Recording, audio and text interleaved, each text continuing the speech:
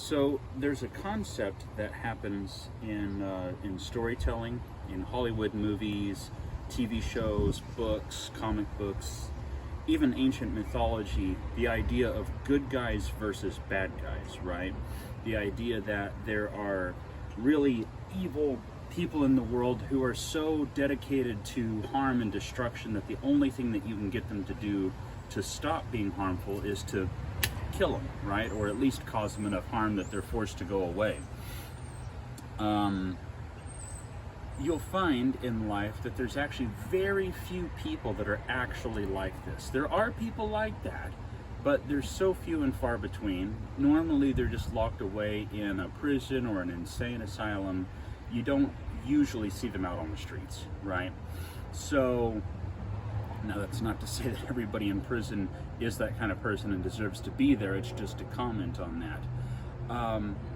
But I made an observation 2018 when I was watching what BLM, Black Lives Matter, was doing, that really kind of like opened my eyes to a broader thing, which is anytime you have two people or two groups that are fighting against one another, there's this very universal phenomenon where the people over here are like, we're the good guys and y'all are the bad guys, and everything we do is right and good and everything you do is wrong and bad, and because we're the good guys and everything is good and right, whatever we do is in the name of justice, so we're totally, anything we do is fair and whatever you do is wrong and bad. And so you get this very bizarre situation where the good guys are upset at somebody over here for, let's say, setting a car on fire in public, right?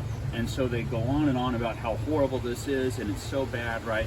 But then at some later point in time, they go set fire to cars of this group over here, and now they're celebrating about how it's a great thing, right?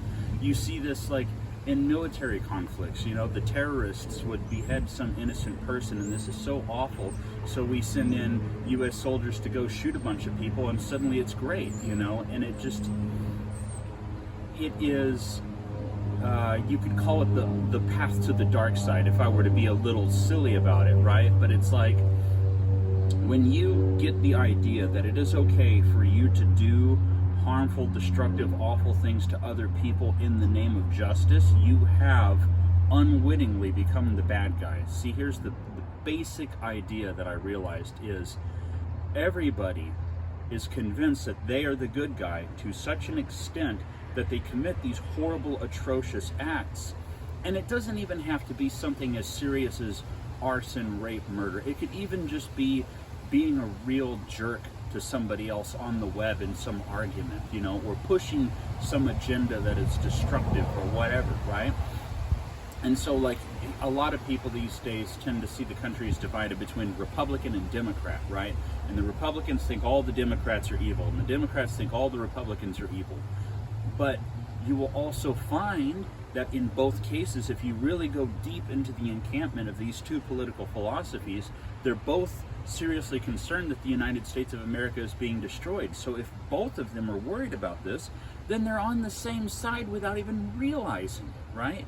So when you find yourself pitted against somebody that you have labeled as like the villain, I think you should maybe take a step back from the whole situation and look at what common ground do we have, what agreements can be arrived at, because there's nobody in this world that you totally 100% disagree with everything that they think and everything that they do, even if you disagree with most of it, right? And from that commonality, you can build a bridge and you can resolve conflicts, right? Because here's the other thing. From the very earliest caveman days all the way up until this moment that you're watching this video, there's only one thing that's ever ended any war.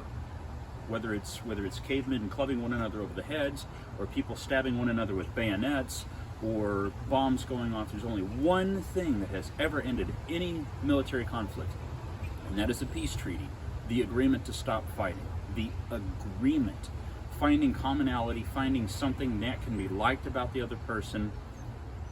So why not figure out how to work that into your daily life? Thank you.